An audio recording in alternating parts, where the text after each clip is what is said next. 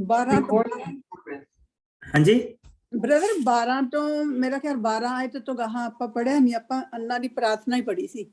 अच्छा चलो जी आओ ਆਪਾਂ 12 आयत तो लैके 17 आयत पहला देखते हैं।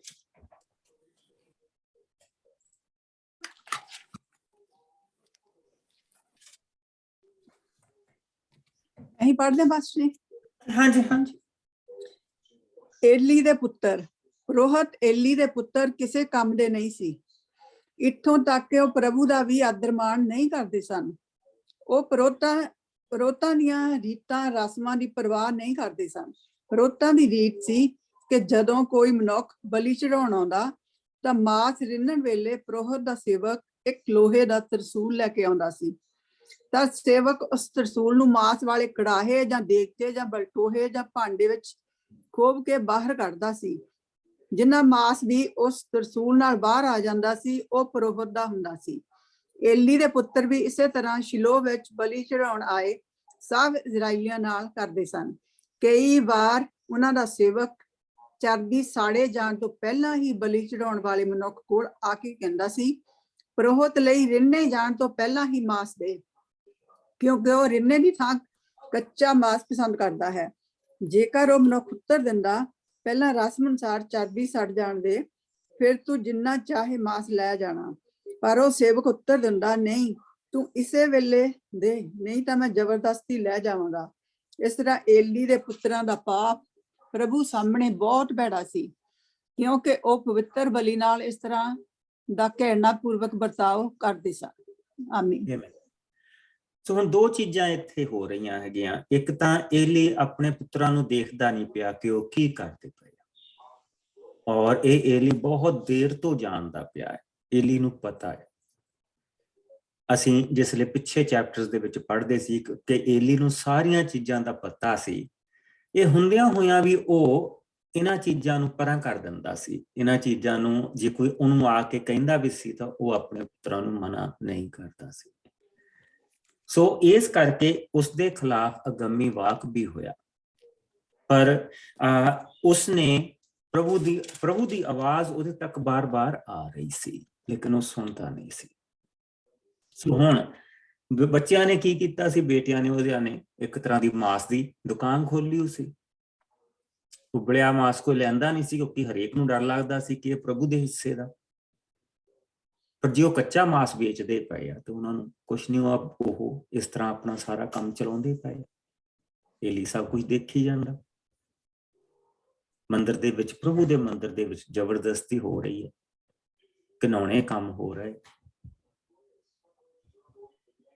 ਉਹ ਇਹਨਾਂ ਸਾਰੀਆਂ ਚੀਜ਼ਾਂ ਨੂੰ ਅੱਖੋਂ ਝਰੋਖੇ ਕਰੀ ਜਾਂਦਾ। ਸੋ ਅਸੀਂ ਦੇਖਦੇ ਹਾਂ ਕਿ ਪ੍ਰਭੂ ਨੇ ਉਹਨਾਂ ਦੇ ਉੱਤੇ ਉਹਨਾਂ ਨੂੰ ਆਪਣਾ ਜਿਹੜਾ ਸ਼ਬਦ ਘੱਲਿਆ, ਹੁਣ ਸ਼ਬਦ ਦੇ ਨਾਲ ਪ੍ਰਭੂ ਨੇ ਕਿਉਂਕਿ ਹੁਣ ਦਿਨ ਬ ਦਿਨ ਸੈਮੂਅਲ ਵੀ ਵੱਡਾ ਹੋ ਰਿਹਾ, ਔਰ ਬਾਲਕ ਸੈਮੂਅਲ ਜਿਹੜਾ ਉਹ ਪ੍ਰਭੂ ਦੀ ਸੇਵਾ ਕਰਦਾ ਪਿਆ। ਬਾਲਕਪਨ ਤੋਂ ਹੀ ਉਸਨੂੰ ਸੇਵਕਾਈ ਦਾ ਕੰਮ ਮਿਲ ਗਿਆ, ਔਰ ਉਹ ਪੂਰੀ ਨੀਅਤ ਨੀਤੀ ਦੇ ਨਾਲ ਪ੍ਰਭੂ ਦੀ ਸੇਵਾ ਕਰ ਰਿਹਾ। ਸੋ ਅਸੀਂ ਬਾਲਕ ਸੈਮੂਅਲ ਦਾ ਜਿਹੜਾ ਸੇਵਕਾਈ ਦਾ ਜਿਹੜਾ ਕੰਮ ਅਸੀਂ ਉਹ ਹੁਣ ਸ਼ੁਰੂ ਹੁੰਦਾ ਦੇਖਦੇ ਹਾਂ। 18 ਆਇਤ ਤੋਂ ਲੈ ਕੇ ਆਓ ਇਸ ਤਰ੍ਹਾਂ ਕਰਦੇ ਹਾਂ ਕਿ ਇਸ ਨੂੰ 26 ਆਇਤ ਤੱਕ ਲੈ ਜਾਂਦੇ। ਮੈਂ ਪੜ੍ਹ ਦਿੰਦੀ ਪਾਸਟਰ ਜੀ। ਸੈਮੂਅਲ ਸ਼ਿਲੋਹ ਵਿੱਚ ਬਾਲਕ ਸੈਮੂਅਲ ਸੇਵਕਾਈ ਵਾਲਾ ਪਵਿੱਤਰ ਚੋਗਾ ਪਹਿਨ ਕੇ ਪ੍ਰਭੂ ਦੀ ਸੇਵਾ ਕਰਦਾ ਰਿਹਾ। ਹਰ ਸਾਲ ਉਸਦੀ ਮਾਤਾ ਜਦੋਂ ਵੀ ਆਪਣੇ ਪਤੀ ਨਾਲ ਸ਼ਿਲੋਹ ਵਿੱਚ ਬਲੀ ਚੜਾਉਣ ਆਉਂਦੀ ਤਾਂ ਉਹ ਉਸਦੇ ਲਈ ਨਵਾਂ ਚੋਗਾ ਵੀ ਲਿਆਉਂਦੀ ਸੀ। ਤਦ ਏਲੀ ਨੇ ਅਲਕਨਾਹ ਨੂੰ ਇਹ ਕਹਿ ਕੇ ਅਸੀਸ ਦਿੰਦਾ, ਪ੍ਰਭੂ ਤੈਨੂੰ ਇਸ ਔਰਤ ਤੋਂ ਹੋਰ ਸੰਤਾਨ ਦੇਵੇ ਜੋ ਇਸ ਬੱਚੇ ਦੀ ਥਾਂ ਲਵੇ ਜਿਸ ਨੂੰ ਤੁਸੀਂ ਪ੍ਰਭੂ ਦੀ ਸੇਵਾ ਲਈ ਅਰਪਿਤ ਕੀਤਾ ਹੈ। ਇਸ ਦੇ ਪਿੱਛੋਂ ਉਹ ਆਪਣੇ ਘਰ ਵਾਪਸ ਚਲੇ ਜਾਂਦੇ ਸਨ। ਸੋ ਪ੍ਰਭੂ ਨੇ ਹੰਨਾ ਨੂੰ 3 ਹੋਰ ਪੁੱਤਰ ਦਿੱਤੇ ਅਤੇ 2 ਧੀਆਂ ਵੀ ਦਿੱਤੀਆਂ। ਪਰ ਸੈਮੂਅਲ ਪ੍ਰਭੂ ਦੀ ਸੇਵਾ ਵਿੱਚ ਵੱਧਦਾ ਫੁੱਲਦਾ ਗਿਆ। ਏਲੀ ਅਤੇ ਉਸਦੇ ਪੁੱਤਰ। ਏਲੀ ਕਾਫੀ ਵਡੇਰੀ ਉਮਰ ਦਾ ਹੋ ਗਿਆ ਸੀ। ਉਸਨੂੰ ਆਪਣੇ ਪੁੱਤਰਾਂ ਦੀ ਹਰ ਬੁਰੀ ਹਰਕਤ ਦੀ ਸੂਚਨਾ ਮਿਲਦੀ ਰਹਿੰਦੀ ਸੀ, ਇੱਥੋਂ ਤੱਕ ਕਿ ਉਸਦੇ ਪੁੱਤਰ ਮੰਦਿਰ ਦੇ ਬੂਹੇ ਅੱਗੇ ਸੇਵਾ ਕਰਨ ਵਾਲੀਆਂ ਔਰਤਾਂ ਨਾਲ ਵਿਵਚਾਰ ਵੀ ਕਰਦੇ ਸਨ। ਇਸ ਤੇ ਏਲੀ ਨੇ ਆਪਣੇ ਪੁੱਤਰਾਂ ਨੂੰ ਕਿਹਾ, ਮੇਰੇ ਪੁੱਤਰੋ, ਤੁਸੀਂ ਇਹ ਸਭ ਭੈੜੇ ਕੰਮ ਕਿਉਂ ਕਰਦੇ ਹੋ? ਤੁਹਾਡੇ ਬੁਰੇ ਕੰਮਾਂ ਦੀਆਂ ਸਭ ਸੂਚਨਾਵਾਂ ਮੈਨੂੰ ਮਿਲਦੀਆਂ ਹਨ। ਮੇਰੇ ਪੁੱਤਰੋ, ਇਹ ਭੈੜੇ ਕੰਮ ਕਰਨੇ ਬੰਦ ਕਰ ਦੇਵੋ। ਇਹ ਬਹੁਤ ਹੀ ਭਿਅੰਕਰ ਗੱਲ ਹੈ ਕਿ ਪ੍ਰਭੂ ਦੇ ਲੋਕ ਤੁਹਾਡੇ ਬਾਰੇ ਇਹੋ ਜਿਹੀਆਂ ਗੱਲਾਂ ਕਰਨ। ਜੇਕਰ ਮਨੁੱਖ ਦੇ ਵਿਰੁੱਧ ਪਾਪ ਕਰੇ ਤਾਂ ਪਰਮੇਸ਼ਰ ਉਸ ਦੀ ਮਦਦ ਕਰ ਸਕਦਾ ਹੈ, ਪਰ ਜੇਕਰ ਮਨੁੱਖ ਪ੍ਰਭੂ ਦੇ ਵਿਰੁੱਧ ਹੀ ਪਾਪ ਕਰੇ ਤਾਂ ਕੌਣ ਉਸ ਦੀ ਮਦਦ ਕਰ ਸਕਦਾ ਹੈ? ਪਰ ਉਹਨਾਂ ਨੇ ਆਪਣੇ ਪਿਤਾ ਦੀ ਗੱਲ ਨਾ ਸੁਣੀ, ਕਿਉਂਕਿ ਪ੍ਰਭੂ ਨੇ ਉਹਨਾਂ ਨੂੰ ਮਾਰਨ ਦਾ ਫੈਸਲਾ ਕਰ ਲਿਆ ਸੀ। ਦੂਜੇ ਪਾਸੇ ਬਾਲਕ ਸੈਮੂਅਲ ਦੋਹਾਂ ਪ੍ਰਭੂ ਅਤੇ ਲੋਕਾਂ ਦੀ ਕਿਰਪਾ ਦ੍ਰਿਸ਼ਟੀ ਦਾ ਵੱਧ ਤੋਂ ਵੱਧ ਪਾਤਰ ਬਣਦਾ ਗਿਆ। ਆਮੀਨ। ਸੋ ਪ੍ਰਭੂ ਦੀ ਘਰ ਦੀ ਸੇਵਾ ਦਾ ਕੰਮ ਪ੍ਰਭੂ ਨੇ ਆਲਰੇਡੀ ਉਸ ਨੂੰ ਸੌਂਪ ਦਿੱਤਾ। ਏਲੀ ਦੇ ਪੁੱਤਰਾਂ ਨੂੰ ਉਹਨਾਂ ਦੀਆਂ ਲਾਲਚਾਂ ਦੇ ਵਿੱਚ, ਉਹਨਾਂ ਦੀਆਂ ਕੰਮਾਂ ਦੇ ਵਿੱਚ ਆਲਰੇਡੀ ਪ੍ਰਭੂ ਨੇ ਉਹਨਾਂ ਨੂੰ ਦੂਰ ਕਰ ਦਿੱਤਾ ਹੈ। ਉਹ ਇੱਕ ਮੰਡੀ ਲਾ ਕੇ ਬੈਠੇ ਹੋ, ਮੰਦਰ ਇੱਕ ਮੰਡੀ ਆ ਉਹਨਾਂ ਦੇ, ਇਸ ਤੋਂ ਸਿਵਾਏ ਕੁਛ ਨਹੀਂ। ਸੋ ਉਹਨਾਂ ਨੂੰ ਪ੍ਰਭੂ ਨੇ ਉਹਨਾਂ ਨੂੰ ਆਲਰੇਡੀ ਇੱਕ ਪਾਸੇ ਕਰ ਦਿੱਤਾ ਹੈ, ਔਰ ਪ੍ਰਭੂ ਰਿਪਲੇਸਮੈਂਟ ਲੈ ਆਇਆ, ਔਰ ਉਸਨੇ ਉਸ ਨੂੰ ਦਿਨ ਬ ਦਿਨ ਉਹਨਾਂ ਦੀਆਂ ਅੱਖਾਂ ਦੇ ਵਿੱਚ ਵਧਾਉਣਾ ਸ਼ੁਰੂ ਕਰ ਦਿੱਤਾ। ਏਲੀ ਦੇ ਹੁਣ ਜਿਹੜੇ ਮੁੰਡੇ ਆ ਉਹ ਹੁਣ ਉਸ ਲੈਵਲ ਤੇ ਆ, ਜਿੰਨਾ ਮਰਜੀ ਹੁਣ ਇੱਥੇ ਉਹ ਸਮਝਾਏ ਹੁਣ ਤਾਂ ਕੋਈ ਫਰਕ ਨਹੀਂ ਪੈਣਾ, ਕਿਉਂਕਿ ਪ੍ਰਭੂ ਨੇ ਤਾਂ ਆਪਣਾ ਫੈਸਲਾ ਲੈ ਲਿਆ। ਸੋ ਇਸ ਵੇਲੇ ਅਸੀਂ ਜਿੱਥੇ ਪਹੁੰਚ ਚੁੱਕੇ ਹਾਂ, ਇਹ ਮਸੀਹ ਦੇ ਆਉਣ ਤੋਂ 1105 ਸਾਲ ਦਾ ਸਮਾਂ, ਔਰ ਸੈਮੂਅਲ ਦੀ ਉਮਰ 22 ਸਾਲ ਦੀ। ਔਰ ਹਮੇਸ਼ਾ ਜਿਸ ਵੇਲੇ ਸੈਮੂਅਲ ਨੂੰ ਦਿਖਾਇਆ ਜਾਂਦਾ, ਨਿੱਕਾ ਜਿਹਾ ਬੱਚਾ ਪ੍ਰਭੂ ਦੀ ਆਵਾਜ਼ ਨੂੰ ਸੁਣਦਾ ਪਿਆ, ਨਹੀਂ, ਸੈਮੂਅਲ ਦੀ ਉਮਰ ਉਸ ਵੇਲੇ 24 ਸਾਲ ਦੀ ਹੋ ਚੁੱਕੀ ਸੀ। ਸੋ ਹੁਣ ਪ੍ਰਭੂ ਨੇ ਇੱਕ ਆਖਰੀ ਵਾਰਨਿੰਗ ਜਿਹੜੀ ਆ ਉਹ ਲੈ ਕੇ ਆਉਣੀ, ਔਰ ਇਹ ਵਾਰਨਿੰਗ ਨਹੀਂ, ਇਹ ਏਲੀ ਦੇ ਪਰਿਵਾਰ ਦਾ ਜੋ ਉਸਨੇ ਫੈਸਲਾ ਕਰ ਲਿਆ, ਉਹ ਫੈਸਲਾ ਉਹ ਲੈ ਕੇ ਉਸਨੇ ਇੱਕ ਨਬੀ ਉੱਥੇ ਕਰ ਲਿਆ। ਸੋ ਆਓ ਅਸੀਂ ਇਸ ਨੂੰ 27 ਆਇਤ ਤੋਂ ਲੈ ਕੇ ਐਂਡ ਤੱਕ ਦੇਖੀਏ। ਏਲੀ ਦੇ ਟੱਬਰ ਵਿਰੁੱਧ ਅਗੰਮੀ ਵਾਕ। ਇੱਕ ਨਬੀ ਨੇ ਆ ਕੇ ਏਲੀ ਨੂੰ ਪ੍ਰਭੂ ਦਾ ਇਹ ਸੰਦੇਸ਼ ਦਿੱਤਾ, ਜਦੋਂ ਤੇਰਾ ਪੁਰਖਾ ਹਾਰੂਨ ਅਤੇ ਉਸ ਦਾ ਟੱਬਰ ਮਿਸਰ ਵਿੱਚ ਉੱਥੋਂ ਦੇ ਰਾਜੇ ਦੀ ਗੁਲਾਮੀ ਵਿੱਚ ਸਨ, ਤਾਂ ਮੈਂ ਆਪਣੇ ਆਪ ਨੂੰ ਹਾਰੂਨ ਉੱਤੇ ਪ੍ਰਗਟ ਕੀਤਾ ਸੀ। ਤਦ ਮੈਂ ਉਸਦੇ ਟੱਬਰ ਨੂੰ ਸਾਰੇ ਇਜ਼ਰਾਈਲੀਆਂ ਵਿੱਚੋਂ ਚੁਣ ਲਿਆ ਕਿ ਉਹ ਮੇਰੀ ਵੇਦੀ ਦੇ ਸਾਹਮਣੇ ਸੇਵਾ ਕਰੇ।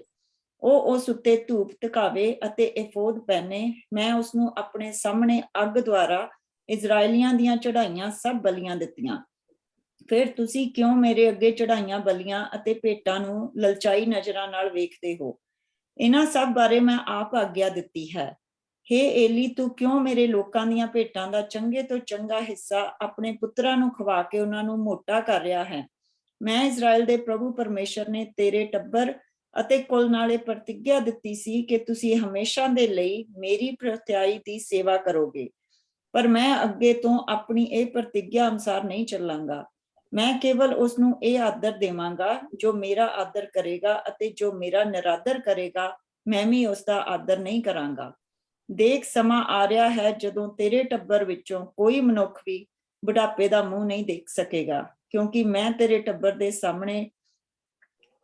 ਟੱਬਰ ਦੇ ਸਭ ਲੋਕਾਂ ਨੂੰ ਜਵਾਨੀ ਵਿੱਚ ਹੀ ਮਾਰ ਦੇਵਾਂਗਾ।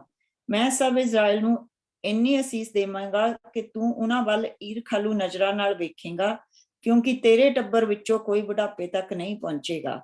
ਪਰ ਮੈਂ ਤੇਰੇ ਟੱਬਰ ਵਿੱਚੋਂ ਇੱਕ ਆਦਮੀ ਨੂੰ ਜਿਉਂਦਾ ਰੱਖਾਂਗਾ ਜੋ ਮੇਰੀ ਪ੍ਰਤਿਆਈ ਦੀ ਸੇਵਾ ਕਰੇਗਾ, ਪਰ ਉਹ ਅੱਖਾਂ ਤੋਂ ਅੰਨਾ ਤੇ ਬਿਨਾਂ ਕਿਸੇ ਉਮੀਦ ਦੇ ਹੋਵੇਗਾ। ਬਾਕੀ ਦੇ ਤੇਰੇ ਟੱਬਰ ਦੇ ਸਭ ਲੋਕ ਇੱਕ ਦਿਨ ਹੀ ਮਰ ਜਾਣਗੇ। ਜਦੋਂ ਤੇਰੇ ਦੋਵੇਂ ਪੁੱਤਰ ਹਾਫਨੀ ਅਤੇ ਫਿਨਹਾਸ ਇੱਕੋ ਦਿਨ ਮਰ ਜਾਣਗੇ ਤਾਂ ਤੂੰ ਜਾਣ ਜਾਵੇਂਗਾ ਜੋ ਮੈਂ ਕਿਹਾ ਹੈ ਸਭ ਸੱਚ ਹੈ। ਤਦ ਮੈਂ ਆਪਣੇ ਲਈ ਇੱਕ ਵਿਸ਼ਵਾਸਯੋਗ ਪੁਰੋਹਿਤ ਚੁਣਾਂਗਾ, ਜਿਸ ਨੂੰ ਮੈਂ ਸੰਤਾਨ ਦੇਵਾਂਗਾ, ਜੋ ਮੇਰੇ ਚੁਣੇ ਰਾਜਾ ਸਾਹਮਣੇ ਹਮੇਸ਼ਾ ਸੇਵਾ ਕਰੇਗੀ। ਤੇਰੇ ਟੱਬਰ ਦਾ ਹਰ ਬਚਿਆ ਜੀ ਉਸ ਕੋਲ ਮਦਦ ਲਈ ਜਾਵੇਗਾ ਅਤੇ ਜਾ ਕੇ ਪੈਸਾ ਤੇ ਭੋਜਨ ਇਹ ਕਹਿ ਕੇ ਮੰਗੇਗਾ, ਮੈਨੂੰ ਕੋਈ ਪ੍ਰਤਿਆਈ ਦੀ ਸੇਵਾ ਦਾ ਕੰਮ ਦੇਵੋ ਕਿ ਮੈਂ ਪੇਟ ਭਰਨ ਜੋਗੀ ਰੋਟੀ ਪ੍ਰਾਪਤ ਕਰਾਂ। It's a very important. ਅਸੀਂ ਜਿਸ ਹਿੱਸੇ ਦੇ ਵਿੱਚ ਪਹੁੰਚੇ ਹਾਂ, ਇਹ ਬਹੁਤ ਹਿੱਸਾ ਇੰਪੋਰਟੈਂਟ। ਇਸ ਸਾਰੇ ਦਾ ਸਾਰਾ ਜਿਹੜਾ ਹਿੱਸਾ ਆ ਇਹ ਪਿੱਛੇ ਰਿਫਲੈਕਟ ਕਰਦਾ ਪਿਆ, ਪਿਛਲੇ ਪਾਸੇ ਨੂੰ ਰਿਫਲੈਕਟ ਕਰਦਾ ਪਿਆ ਕਿ ਜਿਸ ਵੇਲੇ ਪ੍ਰਭੂ ਨੇ ਉਹਨਾਂ ਨੂੰ ਉਹ ਲਾਲ ਸਾਗਰ ਦੇ ਵਿੱਚ ਦੀ ਕੱਢ ਕੇ ਲੈ ਕੇ ਆਇਆ ਤੇ ਹਾਰੂਨ ਨੂੰ ਉਸਨੇ ਪ੍ਰੋਹਤਾਈ ਦੀ ਸੇਵਾ ਦਿੱਤੀ ਮੂਸਾ ਦੇ ਕਰਕੇ, ਕਿਉਂਕਿ ਮੂਸਾ ਲੇਵੀ ਘਰਾਣੇ ਦੇ ਵਿੱਚੋਂ ਪੈਦਾ ਹੋਇਆ। ਹੁਣ ਜਿੱਥੇ ਅਸੀਂ ਪਹੁੰਚ ਚੁੱਕੇ ਹਾਂ, ਇੱਥੇ ਆ ਕੇ ਹੁਣ ਪੈਟਰਨ ਬਦਲਦਾ ਪਿਆ। ਔਰ ਉਸਨੇ ਕਿਹਾ ਸੀ ਕਿ ਮੈਂ ਤੁਹਾਡੇ ਘਰਾਣੇ ਦੇ ਵਿੱਚ ਪ੍ਰੋਹਤਾਈ ਹਮੇਸ਼ਾ ਤੱਕ ਰੱਖਾਂਗਾ ਔਰ ਜਦ ਤੱਕ ਤੁਸੀਂ ਮੇਰੀ ਸੇਵਾ ਕਰੋਗੇ। ਪ੍ਰੋਹਤ ਹਮੇਸ਼ਾ, ਮਹਾਪ੍ਰੋਹਤ ਹਮੇਸ਼ਾ ਲੇਵੀ ਦੇ ਕਬੀਲੇ ਦੇ ਵਿੱਚੋਂ ਚੁਣਿਆ ਗਿਆ। ਅਸੀਂ ਇਹ ਗਾਂ ਜਾ ਕੇ ਵੀ, ਅੱਗੇ ਜਾ ਕੇ ਵੀ ਦੇਖਣਾ। ਲੇਕਿਨ ਉਹ ਜਿਹੜੀ ਸੇਵਕਾਈ ਸੀਗੀ ਤੇ ਸਿਰਫ ਸੇਵਕਾਈ ਸੀ, ਉੱਥੋਂ ਉਹ ਜਾਂਦੇ ਰਹੇ। ਸੋ ਏਲੀ ਦੇ ਉੱਤੇ ਆ ਕੇ ਉਹ ਸਾਰੀ ਪ੍ਰੋਹਤਾਈ ਦੀ ਸੇਵਾ ਪ੍ਰਭੂ ਨੇ ਸਾਰੇ ਇਜ਼ਰਾਈਲ ਦੇ ਵਿੱਚ ਵੰਡਣੀ ਸ਼ੁਰੂ ਕਰ ਦਿੱਤੀ। ਔਰ ਸਭ ਤੋਂ ਪਹਿਲਾਂ ਉਹ ਪ੍ਰੋਹਤਾਈ ਦੀ ਸੇਵਾ ਐਫਰੇਮ ਦੇ ਕਬੀਲੇ ਨੂੰ ਮਿਲੀ। ਐਫਰਾਇਮ ਜਿਹੜਾ ਸੀ ਉਹ ਯੂਸਫ ਦਾ ਪੁੱਤਰ ਸੀ। ਯੂਸਫ ਦੇ ਪੁੱਤਰ ਨੂੰ, ਜਿਨ੍ਹਾਂ ਦੇ ਵਿੱਚੋਂ ਸੈਮੂਅਲ ਪ੍ਰੋਹਤ ਹੋਇਆ ਸੀ, ਸੈਮੂਅਲ ਪ੍ਰੋਫਿਟ, ਨਬੀ, ਪਹਿਲਾ ਨਬੀ ਵੀ ਬਣਿਆ ਔਰ ਉਸਨੇ ਪ੍ਰੋਹਤਾਈ ਦੀ ਸੇਵਾ ਵੀ ਕੀਤੀ, ਉਸ ਨੂੰ ਪ੍ਰਭੂ ਨੇ ਸਭ ਤੋਂ ਪਹਿਲਾਂ ਚੁਣਿਆ। ਲੇਕਿਨ ਲੇਵੀਆਂ ਦੇ ਜਿਹੜੇ ਕਬੀਲੇ ਆ, ਉਹ ਹੁਣ ਹਾਲੇ ਵੀ ਲੇਵੀਆਂ ਦੇ ਕਬੀਲੇ ਆ, ਹੈਗੇ ਉਹਨਾਂ ਦੇ ਵਿੱਚ, ਉਹ ਹਾਲੇ ਵੀ ਹੈਗੇ ਆ, ਇਸ ਸਮੇਂ ਦੇ ਵਿੱਚ ਉਹ ਹੈਗੇ, ਸਮੇਂ ਤੋਂ ਬਾਅਦ ਵੀ ਹੋਣੇ। ਲੇਕਿਨ ਉਹ ਹੁਣ ਮੰਦਿਰ ਦੀ ਦੂਜੀ ਸੇਵਾ ਦੇ ਵਿੱਚ ਉਹ ਲੱਗੇ ਹੋਆ। ਲੇਕਿਨ ਜਿਹੜੀ ਉੱਪਰਲੀ ਸੇਵਾ ਆ, ਉਹ ਪ੍ਰਭੂ ਨੇ ਹੁਣ ਬਾਕੀ ਦੇ ਕਬੀਲਿਆਂ ਨੂੰ ਵੀ ਦੇਣੀ ਸ਼ੁਰੂ ਕਰ ਦਿੱਤੀ, ਕਿਉਂਕਿ ਅਸੀਂ ਇੱਥੇ ਇੱਕ ਚੇਂਜ ਦੇਖਦੇ ਪਏ ਹਾਂ ਪ੍ਰਭੂ ਦੇ ਵਿੱਚ। ਪ੍ਰਭੂ ਨੇ ਕਿਹਾ ਕਿ ਮੈਂ ਤੁਹਾਨੂੰ ਬਹੁਤ ਵੱਡੀ ਸੇਵਾ ਦਿੱਤੀ ਸੀ, ਪਰ ਤੁਸੀਂ ਨਿਰਾਦਰ ਕੀਤਾ। ਤੂੰ ਨਿਰਾਦਰ ਕੀਤਾ। ਤੂੰ ਇਹਨਾਂ ਨਿਸ਼ਾਨਾਂ ਨੂੰ ਜਾਣਦਾ ਆ ਕਿ ਮੈਂ ਕਿਹਾ ਸੀ ਸਾਰੇ ਜੇਠੇ ਮੇਰੇ ਹੋਣਗੇ, ਔਰ ਅਗਰ ਕੋਈ ਇਸਰਾਇਲ ਦਾ, ਸਾਰੇ ਇਸਰਾਇਲ ਦੇ ਵਿੱਚੋਂ ਕੋਈ ਜੇਠਾ ਆਪਣਾ ਪੁੱਤਰ ਮੰਦਿਰ ਦੇ ਉੱਤੇ ਚੜਾਉਂਦਾ ਤੇ ਉਹ ਪ੍ਰੋਹਤਾਈ ਦੀ ਸੇਵਾ ਕਰ ਸਕਦਾ ਸੀ। ਤੇਰੇ ਸਾਹਮਣੇ ਸਾਰੇ ਨਿਸ਼ਾਨਾਤ ਹੋ ਰਹੇ, ਪਰ ਤੂੰ ਸਮਝਦਾ ਨਹੀਂ ਪਿਆ। ਮੰਦਿਰ ਦੇ ਵਿੱਚ, ਉਸ ਮੰਦਿਰ ਤਾਂ ਨਹੀਂ ਸੀ ਉਸ ਵੇਲੇ, ਤੰਬੂ ਸੀ, ਪਵਿੱਤਰ ਤੰਬੂ ਸੀ, ਉਸ ਦੇ ਵਿੱਚ ਸਾਰੀ ਗੰਦਗੀ ਹੋ ਰਹੀ ਹੈ ਔਰ ਤੂੰ ਦੇਖ ਕੇ ਆਪਣੀਆਂ ਅੱਖਾਂ ਨੂੰ ਪਰੇ ਕਰ ਲਿਆ। ਤੂੰ ਆਪਣੇ ਪੁੱਤਰਾਂ ਨੂੰ ਕੁਝ ਕਹਿ ਨਹੀਂ ਰਿਹਾ।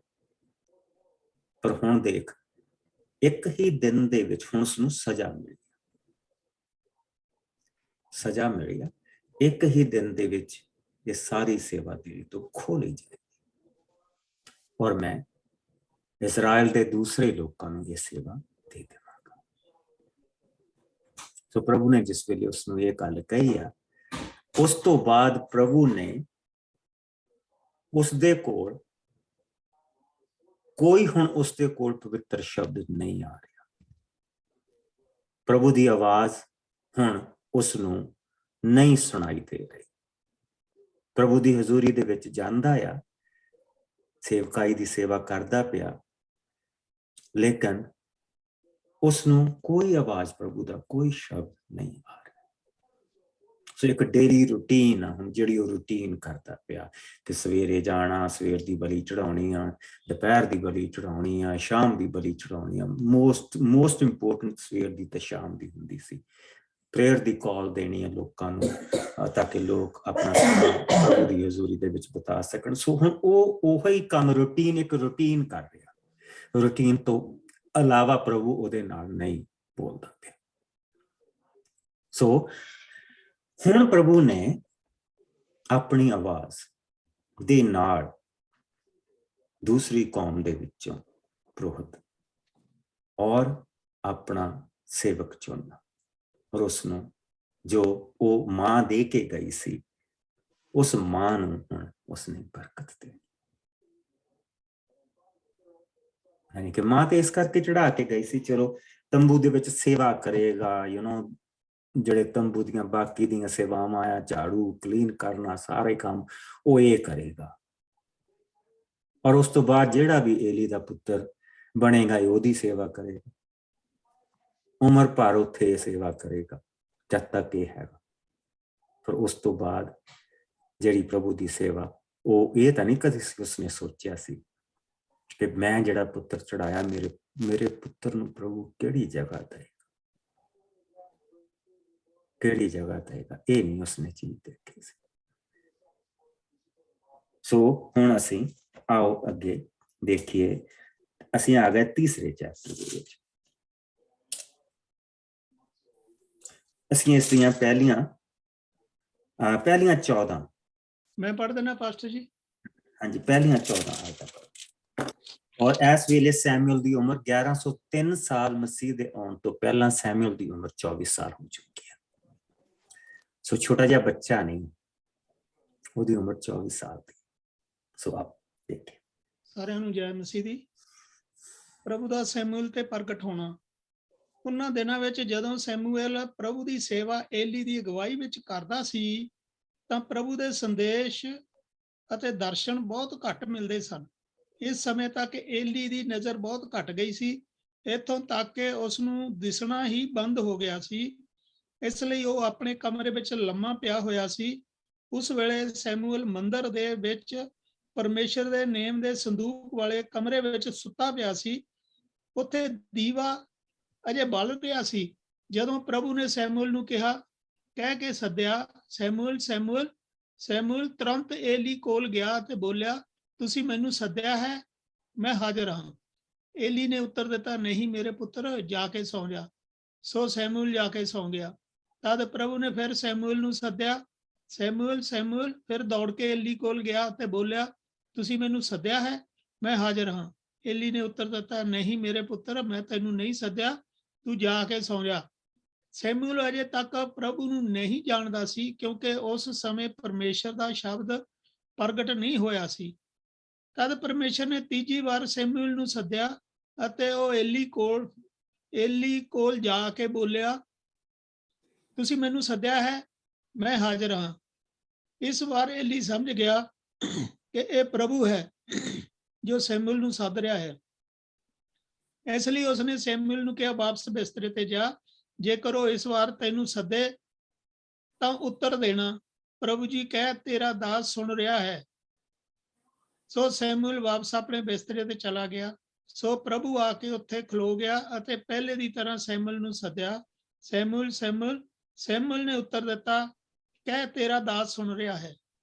ਪ੍ਰਭੂ ਨੇ ਸੈਮੂਅਲ ਨੂੰ ਕਿਹਾ, ਇੱਕ ਦਿਨ ਆ ਰਿਹਾ ਹੈ ਜਦੋਂ ਮੈਂ ਬਹੁਤ ਭਿਅੰਕਰ ਕੰਮ ਇਸਰਾਏਲੀ ਲੋਕਾਂ ਨਾਲ ਕਰਾਂਗਾ ਕਿ ਸੁਣਨ ਵਾਲਿਆਂ ਦੇ ਹੋਸ਼ ਗੁੰਮ ਹੋ ਜਾਣਗੇ। ਉਸ ਦਿਨ ਏਲੀ ਦੇ ਟੱਬਰ ਦੇ ਵਿਰੁੱਧ ਕਈਆਂ ਸਭ ਗੱਲਾਂ ਸ਼ੁਰੂ ਤੋਂ ਲੈ ਕੇ ਅੰਤ ਤੱਕ ਮੈਂ ਪੂਰੀਆਂ ਕਰਾਂਗਾ। ਮੈਂ ਪਹਿਲਾਂ ਹੀ ਉਸ ਨੂੰ ਉਸਦੇ ਟੱਬਰ ਦੇ ਸੰਬੰਧ ਵਿੱਚ ਦੱਸ ਚੁੱਕਾ ਹਾਂ। ਉਸਦੇ ਪੁੱਤਰਾਂ ਨੇ ਮੇਰੀ ਨਿੰਦਾ ਕੀਤੀ ਹੈ, ਜਿਸ ਬਾਰੇ ਉਹ ਜਾਣਦਾ ਸੀ, ਪਰ ਉਸਨੇ ਉਹਨਾਂ ਨੂੰ ਮਨਾ ਨਾ ਕੀਤਾ। ਮੈਂ ਉਸ ਦੇ ਟੱਬਰ ਨੂੰ ਹਮੇਸ਼ਾ ਦੇ ਲਈ ਸਜ਼ਾ ਦੇਵਾਂਗਾ। ਮੈਂ ਸਹੁੰ ਚੁੱਕ ਕੇ ਕਹਿੰਦਾ ਹਾਂ ਕਿ ਏਲੀ ਦੇ ਟੱਬਰ ਦੇ ਅਪਰਾਧ ਨੂੰ ਕੋਈ ਵੀ ਬਲੀ ਜਾਂ ਭੇਟ ਦੂਰ ਨਹੀਂ ਕਰ ਸਕੇਗੀ। ਪੜ੍ਹੇ ਸੁਣੇ ਜਾਣ ਤੇ ਸਾਰਿਆਂ ਨੂੰ ਸ਼ੀਸ਼ ਬਰਕਤ ਮਿਲੇ।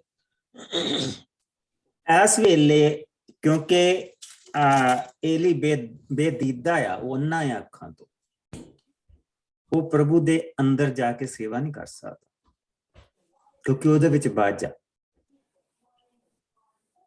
ਉਹ ਸੇਵਾ ਨਹੀਂ ਕਰ ਸਕਦਾ।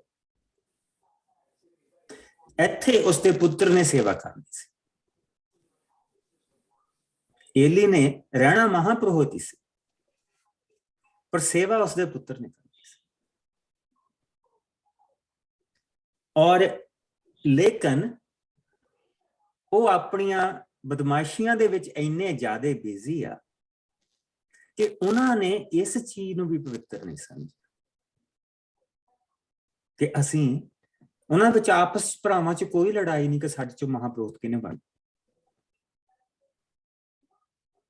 ਉਹ ਉਸ ਚੀਜ਼ ਨੂੰ ਲੈ ਰਹੇ ਆ ਤੇ who cares, ਇਹ ਤਾਂ ਸਾਡੀ ਆ, ਇਹ ਤਾਂ ਸਾਡੀ, ਜਿੱਦਾਂ ਤੁਸੀਂ ਉਹ ਕਹਿੰਦੇ ਨਹੀਂ ਹੁੰਦੇ ਕਿ ਇਹ ਤਾਂ ਜੀ ਸਾਡੀ ਜਾਇਦਾਦ ਆ।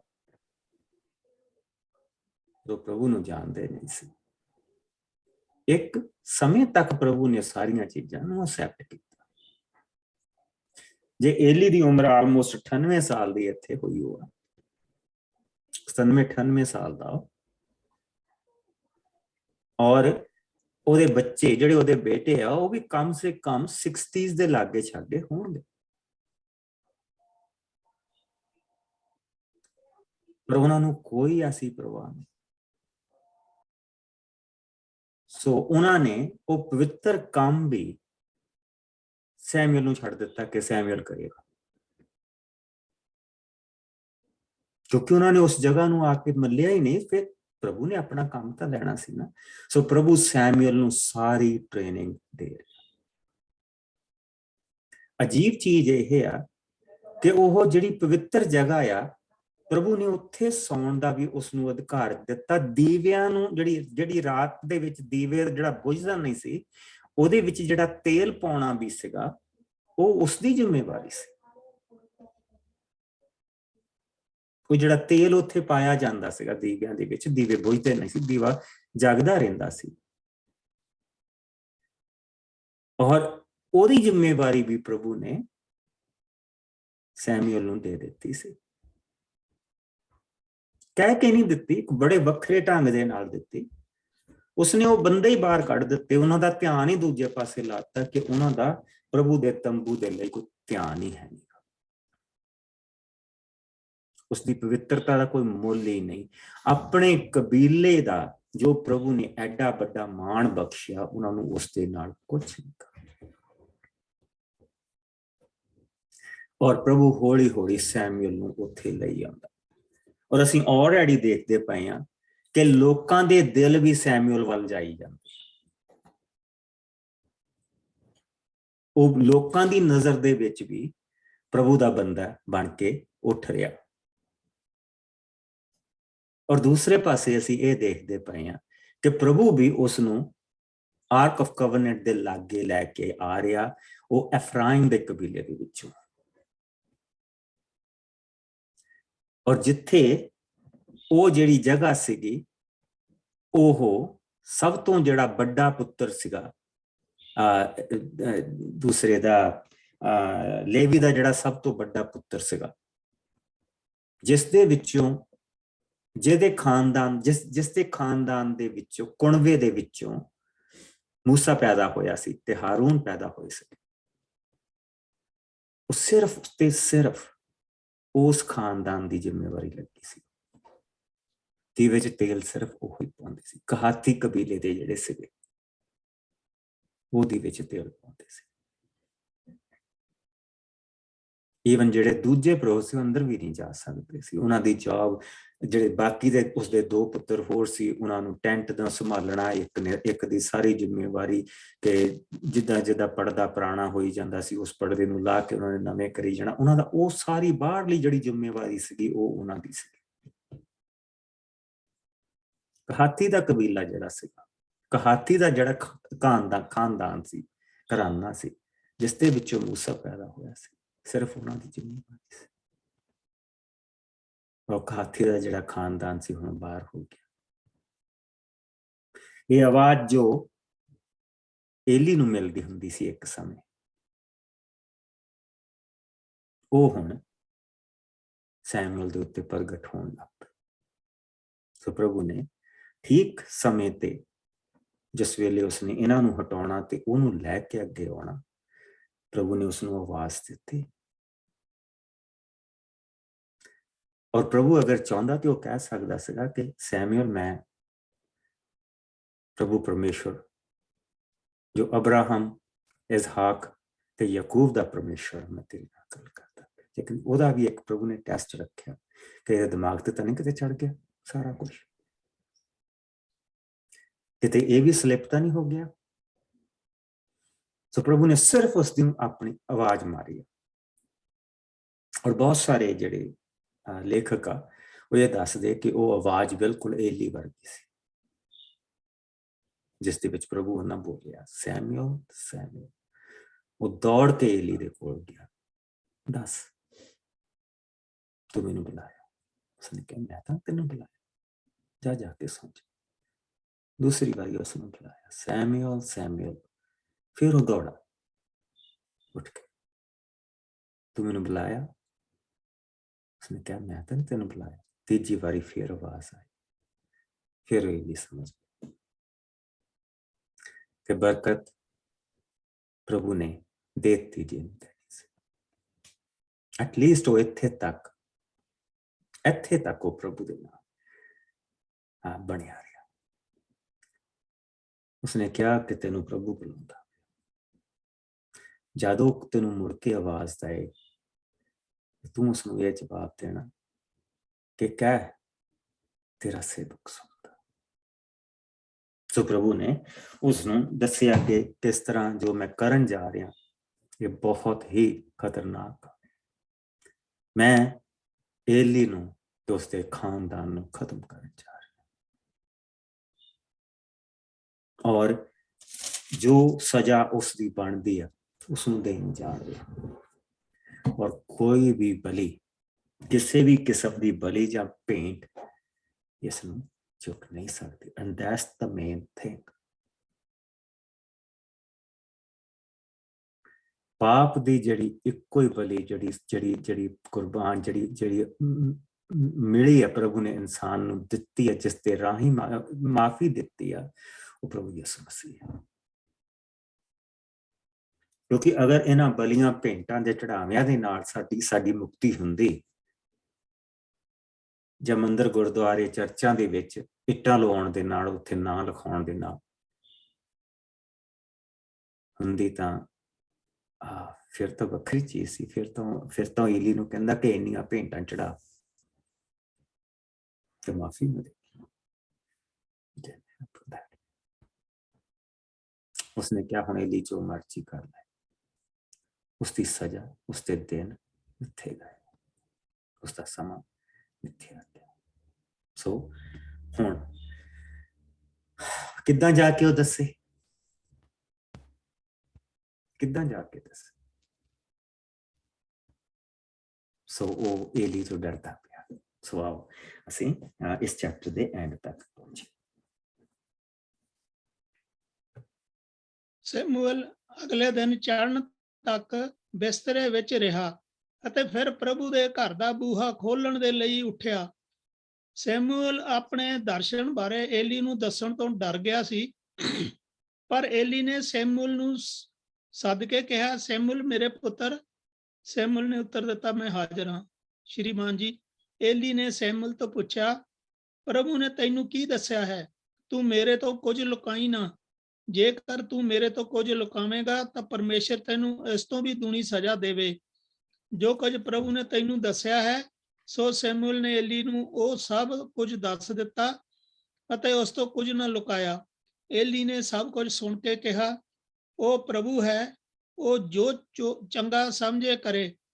ਸੈਮੂਅਲ ਪ੍ਰਭੂ ਦੀ ਸੰਗਤ ਵਿੱਚ ਵੱਧਦਾ ਫੁੱਲਦਾ ਗਿਆ, ਸੋ ਕੁਝ ਉਹ ਕਹਿੰਦਾ ਸੀ ਸੱਚਾ ਸਿੱਧ ਹੁੰਦਾ ਸੀ। ਸਭ ਇਸਰਾਇਲੀ ਦਾਨ ਦੇ ਇਲਾਕੇ ਤੋਂ ਬਏਰਸ਼ਬਾ ਤੱਕ ਜਾਣ ਗਏ ਸਨ ਕਿ ਸੈਮੂਅਲ ਪ੍ਰਭੂ ਦਾ ਨਬੀ ਠਹਿਰਾਇਆ ਜਾ ਚੁੱਕਾ ਹੈ। ਪ੍ਰਭੂ ਨੇ ਸੀਲੋ ਦੀ ਥਾਂ ਤੇ ਸੈਮੂਅਲ ਨੂੰ ਫਿਰ ਦਰਸ਼ਨ ਦਿੱਤੇ, ਜਿੱਥੇ ਉਸਨੇ ਸੈਮੂਅਲ ਨੂੰ ਪਹਿਲਾ ਦਰਸ਼ਨ ਦੇ ਕੇ ਉਸਨੇ ਆਪਣਾ ਸ਼ਬਦ ਪ੍ਰਗਟ ਕੀਤਾ ਸੀ। ਸੈਮੂਅਲ ਦਾ ਵਚਨ ਸਭ ਇਸਰਾਇਲੀ ਸੁਣਦੇ ਸਨ। ਪੜ੍ਹੇ ਸੁਣੇ ਜਾਣ ਤੇ ਅਸ਼ੀਸ਼ ਬਰਕਤ ਮਿਲੇ। ਸੋ ਪ੍ਰਭੂ ਨੇ ਉਸ ਨੂੰ ਸਥਾਪਿਤ ਕਰ ਦਿੱਤਾ। ਇਸ ਤੋਂ ਪਹਿਲਾਂ ਕਿ ਉਹ ਏਲੀ ਨੂੰ ਸਜ਼ਾ ਦੇਏ, ਪ੍ਰਭੂ ਨੇ ਉਸ ਨੂੰ ਸੰਪੂਰਨ ਤੌਰ ਦੇ ਉੱਤੇ ਸਥਾਪਿਤ ਕਰ ਦਿੱਤਾ। ਔਰ ਇੱਧਰ ਜਿਹੜਾ ਸੈਮੂਅਲ ਆ, ਅਸੀਂ ਇਹ ਦੇਖਦੇ ਪਏ ਹਾਂ ਕਿ ਜਿਸਲੇ ਅਸੀਂ ਇਸ ਚੈਪਟਰ ਦੇ ਐਂਡ ਤੱਕ ਆਏ ਹਾਂ ਤੇ ਅਸੀਂ 1096 ਸਾਲ ਦੇ ਵਿੱਚ ਪਹੁੰਚ ਚੁੱਕੇ ਹਾਂ। ਔਰ 1096 ਦੇ ਵਿੱਚ ਸੈਮੂਅਲ ਦੀ ਜਿਹੜੀ ਇਸ ਵੇਲੇ ਉਮਰ ਆ, ਉਹ ਬੇਸਿਕਲੀ 31 ਸਾਲ ਦੀ ਹੋ ਜਾਣੀ ਚਾਹੀਦੀ ਹੈ। ਹਾਂ, 31 ਸਾਲ ਦੀ ਹੋ ਗਈ। 31 ਸਾਲ ਦੀ ਉਮਰ ਦੇ ਵਿੱਚ ਉਹ ਹੁਣ ਪ੍ਰਭੂ ਦੀ ਸੇਵਾ ਸੰਭਾਲ ਸਕਦਾ। ਪ੍ਰਭੂ ਯਿਸੂ ਮਸੀਹ ਦੀ ਉਮਰ ਵੀ 31 ਸਾਲ ਦੀ ਸੀ ਜਿਸ ਲਈ ਉਹਨਾਂ ਨੇ ਆਪਣੀ ਸੇਵਾ ਦਾ ਕੰਮ ਸ਼ੁਰੂ ਕੀਤਾ ਸੀ। 30 ਸਾਲ ਤੋਂ ਛੋਟੀ ਉਮਰ ਦਾ ਜਿਹੜਾ ਬੰਦਾ ਉਸ ਨੂੰ ਉਹ ਸੇਵਾ ਦਾ ਕੰਮ ਨਹੀਂ ਕਰ ਸਕਦਾ ਸੀ। ਉਹ ਸੇਵਾ ਨਾਲ ਹੋ ਕੇ ਕਰ ਸਕਦਾ ਸੀ ਪਰ ਉਹਦੇ ਉੱਤੇ ਪੂਰੇ ਦਾ ਪੂਰਾ ਨਹੀਂ ਪਾਇਆ ਜਾ ਸਕਦਾ ਸੀ। ਪੂਰੀ ਦੀ ਪੂਰੀ ਅਥਾਰਟੀ ਉਸ ਨੂੰ ਨਹੀਂ ਦਿੱਤੀ ਜਾ ਸਕਦੀ ਸੀ। ਪ੍ਰਭੂ ਨੇ ਠੀਕ ਜਿਸ ਵੇਲੇ ਉਹ 31 ਸਾਲ ਦੀ ਉਸਦੀ ਉਮਰ ਹੋ ਗਈ ਹੈ ਤੇ ਪ੍ਰਭੂ ਨੇ ਉਸ ਨੂੰ ਇਫਰਾਇਮ ਦੇ ਕਬੀਲੇ ਦੇ ਵਿੱਚ ਔਰ ਦਾਨ ਦੇ ਕਬੀਲੇ ਦੇ ਵਿੱਚ, ਕਿਉਂਕਿ ਦਾਨ ਦਾ ਕਬੀਲਾ ਵੀ ਬਹੁਤ ਦੁੱਖਾਂ ਦੇ ਵਿੱਚ ਦੀ ਲੰਘਦਾ ਪਿਆ ਔਰ ਇਫਰਾਇਮ ਦਾ ਕਬੀਲਾ ਵੀ ਦੁੱਖਾਂ ਦੇ ਵਿੱਚ ਦੀ ਲੰਘਦਾ ਪਿਆ। ਕਿਉਂ ਦੁੱਖਾਂ ਦੇ ਵਿੱਚ ਦੀ ਲੰਘਦਾ ਪਿਆ? ਆਓ ਇੱਕ ਛੋਟੀ ਜਿਹੀ ਚੀਜ਼ ਤੁਹਾਨੂੰ ਦਿਖਾਵਾਂ।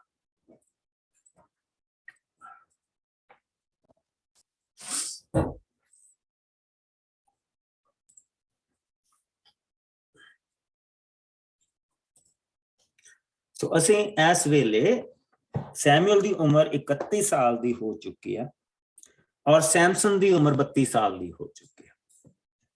ਸੈਮਸਨ ਜਿਹੜਾ ਉਹ ਦਾਨ ਦੇ ਕਬੀਲੇ ਦੇ ਵਿੱਚ ਉਹ ਇਕੱਲਾ ਆ ਜਿਹੜਾ ਦਾਨ ਦੇ ਕਬੀਲੇ ਦੇ ਵਿੱਚ ਫਿਲਿਸਤੀਆਂ ਦੇ ਨਾਲ ਲੜਦਾ ਪਿਆ।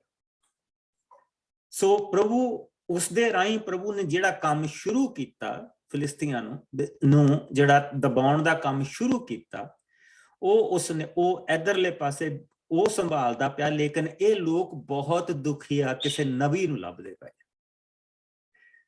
ਸੈਮਸਨ ਨਬੀ ਨਹੀਂ, ਉਹ ਇਹ ਜਾਣਨਾ ਮੰਗਦੇ ਵੀ ਇਹ ਲੜਾਈ ਝਗੜਾ ਸਾਡੇ ਸਿਰ ਤੇ ਕਿੰਨੀ ਦੇਰ ਚੱਲੇਗਾ।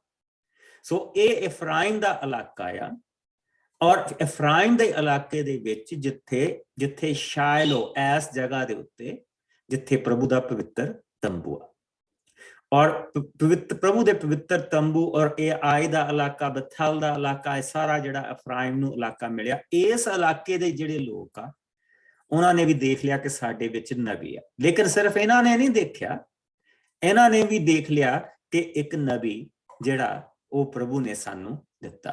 ਹੁਣ ਸਾਨੂੰ ਪ੍ਰਭੂ ਨੇ ਨਬੀ ਦਿੱਤਾ ਔਰ ਇਹ ਲੋਕ ਵੀ ਦਾਨ ਦੇ ਕਬੀਲੇ ਦੇ ਲੋਕ ਵੀ ਆ ਕੇ ਜਿਹੜੇ ਦੁਖੀ ਆ ਕਿਹਨਾਂ ਤੋਂ? ਫਿਲਿਸਤੀਆਂ ਤੋਂ।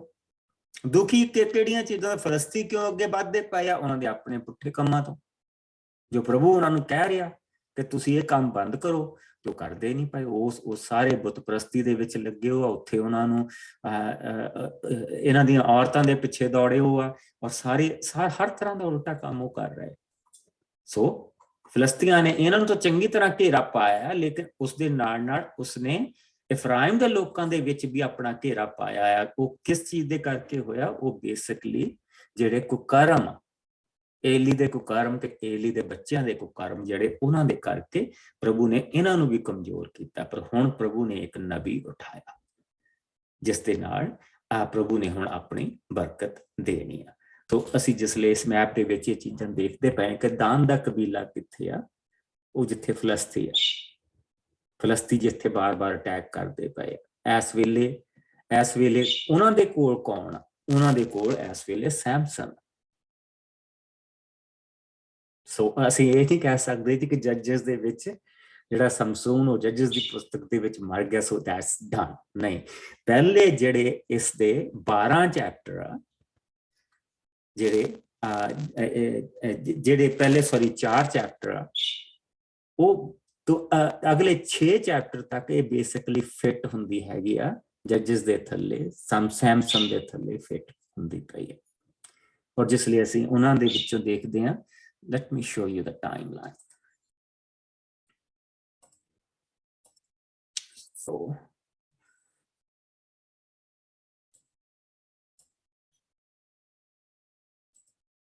I think this is it.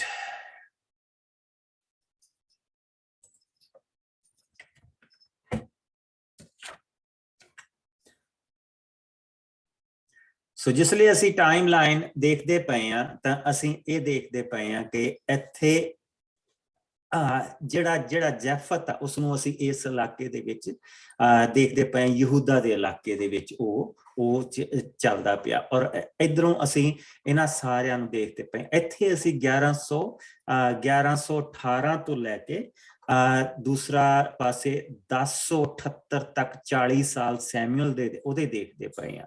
ਔਰ ਇਸ ਦੇ ਨਾਲ ਨਾਲ ਅਸੀਂ ਇਹ ਦੇਖਦੇ ਪਏ ਕਿ ਹੁਣ ਉਹਦੇ ਸੈਮਸਨ ਦੇ ਦਿਨਾਂ ਦਾ ਹੁਣ ਅੰਤ ਆ ਚੁੱਕਾ ਹੈ, ਰਾਈਟ। ਆ ਜਿਹੜੇ ਪਿਛਲੇ ਅਬਾਊਟ 10-12 ਸਾਲ ਇੱਥੇ ਸੈਮਸਨ ਆ, ਇਹ ਇਸ ਵੇਲੇ ਦਾਨ ਦੇ ਇਲਾਕੇ ਦੇ ਵਿੱਚ ਆ।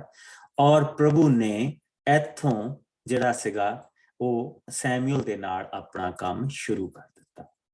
ਸੋ ਹਰ ਇੱਕ ਦੇ ਪਾਸੇ ਅਸੀਂ ਦੇਖਦੇ ਪਏ ਹਾਂ ਕਿ ਪ੍ਰਭੂ ਨੇ ਇਹ ਨਹੀਂ ਕਿ ਸਾਰਿਆਂ ਨੂੰ ਛੱਡ ਦਿੱਤਾ ਹੈਗਾ। ਜਿੱਥੇ ਜਿੱਥੇ ਮੁਸੀਬਤ ਆ ਰਹੀ ਆ ਉਹਦੇ ਹਿਸਾਬ ਦੇ ਨਾਲ ਪ੍ਰਭੂ ਉਹਨਾਂ ਨੂੰ ਦੇ ਰਿਹਾ। ਸੋ 12 ਕਬੀਲਿਆਂ ਦੇ ਵਿੱਚ ਹੀ ਜਗ੍ਹਾ ਜਗ੍ਹਾ ਦੇ ਉੱਤੇ ਇਹ ਪ੍ਰਭੂ ਆਪਣੇ ਨਿਆਈ ਖੜੇ ਕਰਦਾ ਪਿਆ। ਲੇਕਿਨ ਇਹ ਨਿਆਈ ਏਦਾਂ ਨਹੀਂ ਕਿ ਪਹਿਲਾਂ ਆ ਆਇਆ, ਦੂਜਾ ਫਿਰ ਆ ਆਇਆ, ਫਿਰ ਤੀਜਾ ਆ ਆਇਆ, ਫਿਰ ਚੌਥਾ ਆਇਆ, ਪੰਜਵਾਂ, ਛੇਵਾਂ, ਸੱਤਵਾਂ, ਅੱਠਵਾਂ ਨਹੀਂ ਆ। ਨਹੀਂ, ਸਮਾਂ ਜਿਹੜਾ ਹੈਗਾ ਆ ਉਹ ਸਾਈਮਲਟੇਨੀਅਸਲੀ ਆ। ਅਸੀਂ ਉਸ ਸਾਈਮਲਟੇਨੀਅਸਲੀ ਸਮੇਂ ਦੇ ਵਿੱਚ ਇਹਨਾਂ ਸਾਰੀਆਂ ਚੀਜ਼ਾਂ ਨੂੰ ਦੇਖਦੇ ਪਏ ਹਾਂ। ਸੋ ਸੈਮਸਨ ਹਾਲੇ ਜਿੰਦਾ ਆ ਜਿਸ ਵੇਲੇ ਸੈਮੂਅਲ ਨੇ ਆਪਣੀ ਮਿਨਿਸਟਰੀ ਸ਼ੁਰੂ ਕੀਤੀ ਹੈ। ਸੋ ਇਹਨਾਂ ਚੀਜ਼ਾਂ ਨੂੰ ਬੜੇ ਧਿਆਨ ਦੇ ਨਾਲ ਦੇਖਣਾ ਪੈਂਦਾ। ਲਾਈਕ ਜੇ ਮੈਂ ਕ੍ਰੋਨੋਲੋਜੀਕਲੀ ਬਾਈਬਲ ਨੂੰ ਪੜ੍ਹਾਉਣਾ ਹੋਵੇ ਤਾਂ ਮੈਂ ਜਿੱਦਾਂ ਉੱਥੇ ਉਹਦੀ ਜਗ੍ਹਾ ਦੇ ਉੱਤੇ ਜਿੱਥੇ ਸੈਮੂਅਲ ਆਇਆ ਉੱਥੋਂ ਸ਼ੁਰੂ ਕਰਾਂ ਔਰ ਫਿਰ ਜੱਜਸ ਨੂੰ ਸ਼ੁਰੂ ਕਰਾਂ, ਲੇਕਿਨ ਉਹਦੇ ਨਾਲ ਕਨਫਿਊਜ਼ਨ ਬਹੁਤ ਪੈਦਾ ਹੋ ਜਾਣੀ। ਸੋ ਇਸ ਕਰਕੇ ਮੈਂ ਕੋਸ਼ਿਸ਼ ਕਰ ਰਿਹਾ ਕਿ ਆਪਾਂ ਜਿੱਥੇ ਕਿ ਜਾਂਦੇ ਉੱਥੋਂ ਤੁਹਾਨੂੰ ਮੈਂ ਦਿਖਾਵਾਂ ਕਿ ਸਮਾਂ ਕਿਹੜਾ ਚੱਲਦਾ ਪਿਆ। ਸੋ ਪ੍ਰਭੂ ਨੇ ਆਪਣੀ ਜਿਹੜੀ ਬਰਕਤ ਆ ਉਹ ਸੈਮਸਨ ਉਹ ਇਸ ਵੇਲੇ ਸੈਮੂਅਲ ਨੂੰ ਦੇਣੀ ਸ਼ੁਰੂ ਕਰ ਦਿੱਤੀ ਹੈ। ਦੂਸਰੇ ਪਾਸੇ ਸੈਮਸਨ ਦੇ ਨਾਲ ਉਸਨੇ ਜਿਹੜੇ ਟੀਵੀ ਨੋ ਲੜਨਾ ਨਹੀਂ ਮੈਨੂੰ, ਅੱਛਾ ਬਹਿ ਜਾ ਫਿਰ ਇਲਤਨ ਕਰ। ਸੋ ਦੂਸਰੇ ਪਾਸੇ ਅਸੀਂ ਕੀ ਦੇਖਦੇ ਪਏ ਹਾਂ ਕਿ ਦੂਸਰੇ ਪਾਸੇ ਪ੍ਰਭੂ ਨੇ ਇੱਕ ਨਬੀ ਖੜਾ ਕੀਤਾ ਜਿਸ ਦਾ ਦੋਨਾਂ ਕਬੀਲਿਆਂ ਦਾ ਜਿਹੜਾ ਧਿਆਨ ਉਹਦੇ ਵੱਲ ਨੂੰ ਪ੍ਰਭੂ ਨੇ ਖਿੱਚ ਪਾ ਦਿੱਤੀ ਆ। ਔਰ ਉਸਨੇ ਪ੍ਰਭੂ ਦੀ ਸੇਵਾ ਦਾ ਕੰਮ ਕਰਨਾ ਸ਼ੁਰੂ ਕਰ ਦਿੱਤਾ। ਚੌਥੇ ਚੈਪਟਰ ਦੇ ਵਿੱਚੋਂ ਅਸੀਂ ਇੱਕ ਆਇਤ ਤੋਂ ਲੈ ਕੇ ਅਸੀਂ 11 ਆਇਤ ਤੱਕ ਪੜਾਂਗੇ। ਔਰ ਇਸ ਪੜਨ ਦੇ ਨਾਲ ਫਿਰ ਅੱਜ ਆਪਾਂ ਇੱਥੇ ਇਸ ਨੂੰ ਖਤਮ ਕਰਾਂਗੇ। ਆਓ ਅਸੀਂ ਦੇਖੀਏ ਚੌਥਾ ਚੈਪਟਰ। ਮੈਂ ਪੜ੍ਹਦੀ ਇੱਕ ਆਇਤ। ਹਾਂਜੀ ਮੇਰੀ ਭੈਣ ਕੋ ਹੈ। ਹਾਂਜੀ। ਨੇਮ ਦੇ ਸੰਦੂਕ ਦਾ ਇਜ਼ਰਾਈਲ ਤੋਂ ਵੱਖ ਹੋਣਾ। ਉਸ ਸਮੇਂ ਫਿਲਸਤੀ ਇਜ਼ਰਾਈਲੀਆਂ ਨਾਲ ਲੜਨ ਲਈ ਨਿਕਲੇ। ਤਦ ਇਜ਼ਰਾਈਲੀਆਂ ਨੇ ਆਪਣਾ ਫੌਜੀ ਕੈਂਪ ਅਵਨ ਅਜ਼ਰ ਦੇ ਲਾਗੇ ਲਾਇਆ ਅਤੇ ਫਿਲਸਤੀਆਂ ਨੇ ਅਫੇਕ ਦੇ ਲਾਗੇ। ਸੋ ਫਿਲਸਤੀਆਂ ਨੇ ਇਜ਼ਰਾਈਲੀਆਂ ਉੱਤੇ ਚੜ੍ਹਾਈ ਕੀਤੀ ਅਤੇ ਭਿਅੰਕਰ ਲੜਾਈ ਕਰਕੇ ਉਹਨਾਂ ਨੂੰ ਹਰਾ ਦਿੱਤਾ। ਉਹਨਾਂ ਨੇ ਕੋਈ 4000 ਇਜ਼ਰਾਈਲੀ ਆਦਮੀ ਉਸ ਦਿਨ ਕਤਲ ਕਰ ਦਿੱਤੇ। ਜਦੋਂ ਬਚੇ ਇਜ਼ਰਾਈਲੀ ਫੌਜੀ ਵਾਪਸ ਆਪਣੇ ਕੈਂਪ ਵਿੱਚ ਆਏ ਤਾਂ ਉਹਨਾਂ ਦੇ ਆਗੂਆਂ ਨੇ ਕਿਹਾ, ਪ੍ਰਭੂ ਸਾਨੂੰ ਫਿਲਸਤੀਆਂ ਦੇ ਸਾਹਮਣੇ ਕਿਉਂ ਹਾਰ ਦਿੱਤੀ ਹੈ? ਆਓ ਅਸੀਂ ਸ਼ਿਲੋਹ ਤੋਂ ਪ੍ਰਭੂ ਦਾ ਨੇਮ ਦਾ ਸੰਦੂਕ ਲਿਆਈਏ ਤਾਂ ਜੋ ਉਹ ਸਾਡੇ ਨਾਲ ਚੱਲ ਕੇ ਸਾਡੇ ਵੈਰੀਆਂ ਤੋਂ ਬਚਾ ਕਰੇ। ਇਸ ਲਈ ਉਹਨਾਂ ਸ਼ਿਲੋਹ ਵਿੱਚ ਸੰਦੇਸ਼ਵਾਹਕ ਘੱਲ ਕੇ ਉੱਥੋਂ ਪ੍ਰਭੂ ਦਾ ਨੇਮ ਦਾ ਸੰਦੂਕ ਲਿਆਉਣ ਲਈ ਕਿਹਾ ਜੋ ਦੋਹਾਂ ਕਰੂਬੀਆਂ ਤੇ ਵਿਰਾਜਮਾਨ ਹੈ। ਨੇਮ ਦੇ ਸੰਦੂਕ ਦੇ ਨਾਲ ਏਲੀ ਦੇ ਦੋਵੇਂ ਪੁੱਤਰ ਹਾਫਨੀ ਅਤੇ ਫਿਨਹਾਸ ਆਏ। ਜਦੋਂ ਨੇਮ ਦਾ ਸੰਦੂਕ ਇਜ਼ਰਾਈਲੀ ਕੈਂਪ ਵਿੱਚ ਪਹੁੰਚਿਆ ਤਾਂ ਸਭ ਇਜ਼ਰਾਈਲੀਆਂ ਇੱਕ ਵੱਡਾ ਜਕਾਰਾ ਬੁਲਾਇਆ ਜਿਸ ਨਾਲ ਧਰਤੀ ਕੰਬ ਗਈ। ਫਿਲਸਤੀਆਂ ਨੇ ਇਸ ਜਕਾਰੇ ਦੀ ਆਵਾਜ਼ ਸੁਣੀ ਤਾਂ ਉਹ ਬੋਲੇ, ਇਬਰਾਨੀਆਂ ਦੇ ਕੈਂਪ ਵਿੱਚੋਂ ਇਹ ਆਵਾਜ਼ ਕਿਸ ਚੀਜ਼ ਦੀ ਉੱਠੀ ਹੈ? ਇਸ ਦਾ ਕੀ ਅਰਥ ਹੈ? ਸੋ ਜਦੋਂ ਉਹਨਾਂ ਨੂੰ ਪਤਾ ਲੱਗਾ ਕਿ ਇਜ਼ਰਾਈਲੀਆਂ ਦੇ ਕੈਂਪ ਵਿੱਚ ਨੇਮ ਦਾ ਸੰਦੂਕ ਪਹੁੰਚ ਗਿਆ ਹੈ ਤਾਂ ਉਹ ਬਹੁਤ ਡਰ ਗਏ। ਇਸ ਲਈ ਉਹ ਬੋਲੇ, ਉਹਨਾਂ ਦੇ ਕੈਂਪ ਵਿੱਚ ਦੇਵਤਾ ਪਹੁੰਚ ਗਿਆ ਹੈ। ਇਹ ਤਾਂ ਸਾਡੇ ਲਈ ਬਹੁਤ ਬੁਰਾ ਹੋਇਆ ਹੈ। ਪਹਿਲਾਂ ਕਦੀ ਇਸ ਤਰ੍ਹਾਂ ਦੀ ਘਟਨਾ ਨਹੀਂ ਹੋਈ। ਕੌਣ ਸਾਡਾ ਬਚਾਅ ਇਹਨਾਂ ਦੇਵਤਿਆਂ ਕੋਲੋਂ ਕਰੇਗਾ? ਇਹਨਾਂ ਦੇਵਤਿਆਂ ਨੇ ਤਾਂ ਇਜ਼ਰਾਈਲੀਆਂ ਨੂੰ ਉਜਾੜ ਵਿੱਚ ਹਰ ਤਰ੍ਹਾਂ ਦੀ ਮਰੀ ਨਾਲ ਮਾਰਿਆ ਸੀ। ਹੇ ਫਿਲਸਤੀਓ, ਆਦਮੀ ਬਣੋ ਅਤੇ ਹੌਸਲਾ ਰੱਖਦੇ ਹੋਏ ਦਲੇਰੀ ਨਾਲ ਲੜੋ, ਨਹੀਂ ਤਾਂ ਅਸੀਂ ਉਹਨਾਂ ਦੇ ਉਸੇ ਤਰ੍ਹਾਂ ਗੁਲਾਮ ਬਣ ਜਾਵਾਂਗੇ ਜਿਸ ਤਰ੍ਹਾਂ ਉਹ ਸਾਡੇ ਹਨ। ਇਸ ਲਈ ਤੁਸੀਂ ਤਕੜੇ ਹੋ ਕੇ ਦਲੇਰੀ ਨਾਲ ਲੜੋ। ਸੋ ਫਿਲਸਤੀ ਤਕੜੇ ਹੋ ਕੇ ਲੜੇ ਅਤੇ ਉਹਨਾਂ ਨੇ ਇਜ਼ਰਾਈਲੀਆਂ ਨੂੰ ਬੁਰੀ ਤਰ੍ਹਾਂ ਨਾਲ ਹਰਾ ਦਿੱਤਾ ਜੋ ਆਪਣੇ ਘਰਾਂ ਨੂੰ ਨੱਠ ਗਏ। ਉਸ ਦਿਨ ਉੱਥੇ ਵੱਡਾ ਕਤਲੇਆਮ ਹੋਇਆ। ਕੋਈ 30,000 ਇਜ਼ਰਾਈਲੀ ਫੌਜੀ ਮਾਰੇ ਗਏ ਸਨ। ਪਰਮੇਸ਼ਰ ਦਾ ਨੇਮ ਦਾ ਸੰਦੂਕ ਵੀ ਫਿਲਿਸਤੀਆਂ ਨੇ ਫੜ ਲਿਆ। ਏਲੀ ਦੇ ਦੋਵੇਂ ਪੁੱਤਰ ਹਾਫਨੀ ਅਤੇ ਫਿਨਿਹਾਸ ਵੀ ਮਾਰੇ ਗਏ। ਆਮੀਨ। ਸੋ ਹੁਣ ਇੱਥੇ ਤੱਕ ਚੀਜ਼ ਪਹੁੰਚ ਚੁੱਕੀ ਆ ਕਿ ਉਹ ਪ੍ਰਭੂ ਦੇ ਸੰਦੂਕ ਨੂੰ ਜਾਦੂਗਰੀ ਸਮਝਦੇ। ਪ੍ਰਭੂ ਦਾ ਸੰਦੂਕ ਉਦੋਂ ਹੀ ਲਿਆਂਦਾ ਜਾਂਦਾ ਸੀ ਜਿਸ ਵੇਲੇ ਆਗਿਆ ਦਿੱਤੀ ਜਾਂਦੀ ਸੀ। ਪ੍ਰਭੂ ਸੈਮੂਅਲ ਨੂੰ ਸਥਾਪਿਤ ਕਰਦਾ ਪਿਆ, ਪਰ ਉਹਨਾਂ ਦੋਨਾਂ ਬੇਟਿਆਂ ਨੂੰ ਕੋਈ ਕੇਅਰ ਨਹੀਂ ਦੀ, ਕਿਉਂਕਿ ਜਾਇਦਾਦ ਆ, ਪ੍ਰਭੂ ਦਾ ਤੰਬੂ ਤਾਂ ਉਹਨਾਂ ਦੀ ਜਾਇਦਾਦ ਆ ਨਾ, ਇਸ ਕਰਕੇ ਉਹਨਾਂ ਨੂੰ ਕੋਈ ਕੇਅਰ ਨਹੀਂ ਵੀ ਪ੍ਰਭੂ ਇਹਨਾਂ ਨੂੰ ਸਥਾਪਿਤ ਕਰ ਦਿੱਤੇ। ਉਹਨਾਂ ਨੂੰ ਕੋਈ ਕੇਅਰ ਨਹੀਂ ਕਿ ਪ੍ਰਭੂ ਇਹਨਾਂ ਨੂੰ ਸੈਮੂਅਲ ਨੂੰ ਇਹਨਾਂ ਦੇ ਵਿੱਚ ਸਥਾਪਿਤ ਕਰਦਾ ਪਿਆ, ਔਰ ਪ੍ਰਭੂ ਦਾ ਸ਼ਬਦ ਉਹਦੇ ਰਾਹੀਂ ਆ ਰਿਹਾ, ਔਰ ਜੋ ਵੀ ਉਹ ਕਿਸੇ ਨੂੰ ਕਹਿੰਦਾ ਉਹ ਚੀਜ਼ ਸੱਚੀ ਹੁੰਦੀ, ਔਰ ਲੋਕਾਂ ਦਾ ਧਿਆਨ ਉਹਦੇ ਵੱਲ ਨੂੰ ਜਾ ਰਿਹਾ। ਸੋ ਉਹ ਇਸ ਨੂੰ ਇੱਕ ਜਾਦੂਗਰੀ ਸਮਝਦੇ। ਅਸੀਂ ਜਿਸਲੇ ਪ੍ਰਭੂ ਦੇ ਵਚਨ ਦੇ ਵਿੱਚ ਦੇਖਦੇ ਹਾਂ ਤਾਂ ਅਸੀਂ ਇਹ ਦੇਖਦੇ ਹਾਂ ਕਿ ਉੱਥੇ ਉਹਨਾਂ ਨੇ ਪੂਰੀ ਤਰ੍ਹਾਂ ਡੈਵਸਟੇਸ਼ਨ ਜਿਹੜੀ ਉਹ ਪੂਰੀ ਦੇਖਦੇ ਪਏ ਆ ਦਾਨ ਦੇ ਕਬੀਲੇ ਦੇ ਉੱਤੇ, ਔਰ ਹੁਣ ਉਹ ਅੱਗੇ ਵਧਣੇ ਸ਼ੁਰੂ ਹੋ ਗਏ। ਅੱਗੇ ਵੱਧ ਕੇ ਹੁਣ ਇਫਰਾਇਮ ਦੇ ਕਬੀਲੇ ਤੱਕ ਵੀ ਉਹ ਆ ਪਹੁੰਚੇ। ਔਰ ਉੱਥੇ ਕੀ ਹੋ ਰਿਹਾ, ਉਹ ਜੰਗ ਦੇ ਵਿੱਚ ਗਏ, ਜੰਗ ਹੋਈ, ਉਹ ਹਾਰ ਗਏ। ਉਹਨਾਂ ਨੇ ਕਿਹਾ ਪ੍ਰਭੂ ਦਾ ਸੰਦੂਕ ਲੈ ਕੇ ਆਓ। ਔਰ ਜਿਸ ਲਈ ਉਹ ਪ੍ਰਭੂ ਦਾ ਸੰਦੂਕ ਲੈ ਕੇ ਗਏ ਆ, ਪਰ ਪ੍ਰਭੂ ਨੇ ਉਹਨਾਂ ਦੇ ਨਾਲ ਗਿਆ। There is no God in objectivism ਕਿ ਆਹਾ ਤੁਸੀਂ ਗਲ ਚ ਕ੍ਰਾਸ ਪਾ ਲਓ ਤੇ ਆਹ ਕਰ ਲਓ ਤੇ ਰੱਬ ਤੁਹਾਡੇ ਨਾਲ ਬਹੁਤ ਜ਼ਿਆਦਾ ਲੱਗ ਗਿਆ। ਇਹ ਤਾਂ ਇੱਕ ਨਿਸ਼ਾਨੀ ਹੈ ਜਿਹੜੀ ਅਸੀਂ ਰੱਖ ਲਈ, ਉਸ ਦੇ ਨਾਲ ਕੁਛ ਨਹੀਂ ਹੁੰਦਾ। ਇਹ ਸਾਨੂੰ ਇਹ ਚੀਜ਼ ਸਿਖਾਉਂਦੀ ਹੈ। ਸੋ ਜਿਸ ਵੇਲੇ ਉਹ ਸੰਦੂਕ ਲੈ ਕੇ ਗਏ, ਉਹ ਡਰੇ ਹੋ ਸਕੇ। ਉਹਨਾਂ ਨੇ ਉਹ ਸਾਰੀਆਂ ਚੀਜ਼ਾਂ ਸੁਣੀਆਂ ਸੀ, ਪਰ ਉਹਨਾਂ ਨੇ ਕਿਹਾ ਕਿ ਆਓ ਤਕੜੇ ਹੋ ਕੇ ਇਸ ਜੰਗ ਨੂੰ ਲੜੀਏ, ਤਕੜੇ ਹੋ ਕੇ ਇਸ ਜੰਗ ਨੂੰ ਲੜੀਏ। ਔਰ ਪ੍ਰਭੂ ਸਾਡਾ ਪਰਮੇਸ਼ਵਰ ਜਿਹੜਾ ਇਹਨਾਂ ਦਾ ਸਾਡਾ ਜਿਹੜਾ ਦੇਵਤਾ ਆ, ਉਹ ਸਾਡੇ ਨਾਲ ਹੋਏਗਾ। ਔਰ ਅਸੀਂ ਇਹਨਾਂ ਦੇ ਦੇਵਤੇ ਨੂੰ ਜੇ ਹਾਰ ਦੇ ਦਿੱਤੀ ਤਾਂ ਅਸੀਂ ਗੁਲਾਮ ਬਣਨ ਤੋਂ ਬਚ ਜਾਵਾਂਗੇ। ਇੱਥੇ ਤੱਕ ਪ੍ਰਭੂ ਦੇ ਨਾਮ ਦਾ ਡਰ ਸੀ ਉਹਨਾਂ ਦੇ ਵਿੱਚ, ਜਿਸ ਨੂੰ ਇਹਨਾਂ ਦੋ ਪੁੱਤਰਾਂ ਦੀ ਗਲਤੀ ਨੇ ਇੱਥੇ ਤੱਕ ਲਿਆ ਕੇ ਖੜਾ ਕਰ ਦਿੱਤਾ।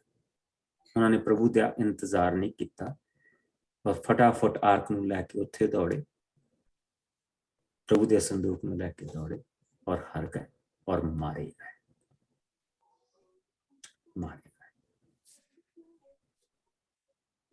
ਪ੍ਰਭੂ ਦਾ ਸੰਦੂਕ ਉੱਥੇ ਧਰਤੀ ਤੇ ਪਿਆ।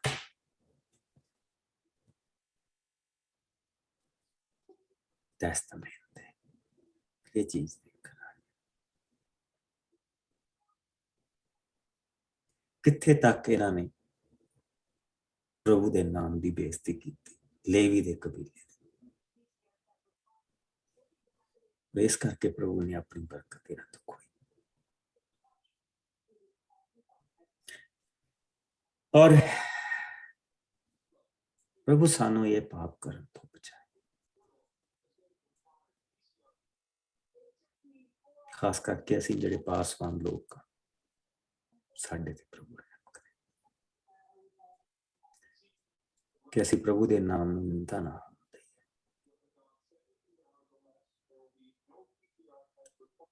ਜਿਹੜਾ ਸੁਣੇ ਆਓ ਕਹਿ ਪ੍ਰਭੂ ਤੇਰਾ ਬਹੁਤ ਸ਼ੁਕਰ ਕਰਦੇ ਹਾਂ ਤੇਰੇ ਵਚਨ ਦੇ ਲਈ। ਔਰ ਅੱਜ ਅਸੀਂ ਇੱਕ ਬੜੇ ਦੁਖੀ ਮੋੜ ਤੱਕ ਇਸ ਵਚਨ ਨੂੰ ਛੱਡ ਕੇ ਜਾ ਰਹੇ। ਤੂੰ ਮਹਾਨ ਦਿਆਲੂ ਕਿਰਪਾਲੂ ਪਰਮੇਸ਼ਵਰ ਆ ਪਿਆਰੇ ਪ੍ਰਭੂ, ਬਹੁਤ ਇੰਤਜ਼ਾਰ ਤੂੰ ਕਰਦਾ।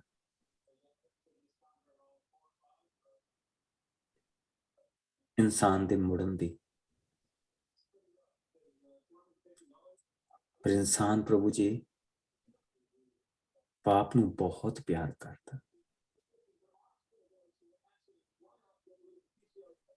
ਪਿਆਰੇ ਪ੍ਰਭੂ, ਇਸ ਪਰਿਵਾਰ ਨੂੰ ਬਹੁਤ ਤੂੰ ਬਰਕਤ ਦਿੱਤੀ ਸੀ, ਲੇਕਿਨ ਇਹਨਾਂ ਨੇ ਆਪਣੀ ਬਰਕਤ ਨੂੰ ਹੀ ਤੁੱਛ ਜਾਣਿਆ ਔਰ ਤੇਰੇ ਨਾਮ ਦੀ ਨਿੰਦਾ ਕੀਤੀ। ਪਿਆਰੇ ਪ੍ਰਭੂ, ਤੂੰ ਸਾਨੂੰ ਇਹਨਾਂ ਚੀਜ਼ਾਂ ਤੋਂ ਬਚਾ ਕੇ ਰੱਖੀ। ਸਾਡੀ ਸੰਤਾਨ ਦੇ ਨਾਲ ਬਣਿਆ ਰਹੀ, ਉਹਨਾਂ ਨੂੰ ਇਹਨਾਂ ਚੀਜ਼ਾਂ ਤੋਂ ਬਚਾ ਕੇ ਰੱਖੀ। ਤੇਰਾ ਰਹਿਮ, ਤੇਰੀ ਦਇਆ, ਤੇਰੀ ਕਿਰਪਾ ਸਾਡੇ ਸਭ ਦੇ ਨਾਲ ਬਣੀ ਰਹੇ। ਸਾਡਿਆਂ ਬੱਚਿਆਂ ਦੇ ਨਾਲ ਔਰ ਸਾਡਿਆਂ ਖਾਨਦਾਨਾਂ ਦੇ ਨਾਲ ਬਣਿਆ ਰਹੇ ਪ੍ਰਭੂ ਜੀ। ਜਿੱਥੇ ਜਿੱਥੇ ਵੀ ਕੋਈ ਹੈ, ਤੇਰੀ ਸੰਭਾਲ ਕੇ ਰੱਖੇ, ਤੇਰੀ ਦਇਆ ਸੰਭਾਲ ਕੇ ਰੱਖੇ। ਬੁਰੇ ਔਰ ਬੁਰਾਈ ਤੋਂ ਸਾਨੂੰ ਬਚਾ ਕੇ ਰੱਖੀ, ਆਪਣੀ ਨਜ਼ਦੀਕੀ ਦੇ ਵਿੱਚ ਬਣਾ ਕੇ ਰੱਖੀ। ਜਦ ਤੱਕ ਅਸੀਂ ਦੁਆਰਾ ਮਿਲੀਏ ਪ੍ਰਭੂ ਯਿਸੂ ਮਸੀਹ ਦੇ ਨਾਮ ਦੇ ਵਿੱਚ ਪ੍ਰਭੂ ਜੀ ਸਾਡੀ ਸੰਭਾਲ ਕਰੀਏ। ਸਾਰਾ ਕੁਝ ਅਸੀਂ ਆਪਣੇ ਪ੍ਰਭੂ ਯਿਸੂ ਦੇ ਮਿੱਠੇ ਔਰ ਪਿਆਰੇ ਨਾਮ ਚ ਮੰਗਦੇ ਔਰ ਸਾਰੇ ਭੈਣ ਭਰਾ ਕਹਿਣ ਬਲੈਸ ਯੂ। ਕੱਲ ਨੂੰ ਮਿਲਾਂਗੇ ਔਰ ਕੱਲ ਨੂੰ ਅਸੀਂ ਇਸ ਵਚਨ ਨੂੰ ਅੱਗੇ ਲੈ ਕੇ ਜਾਵਾਂਗੇ।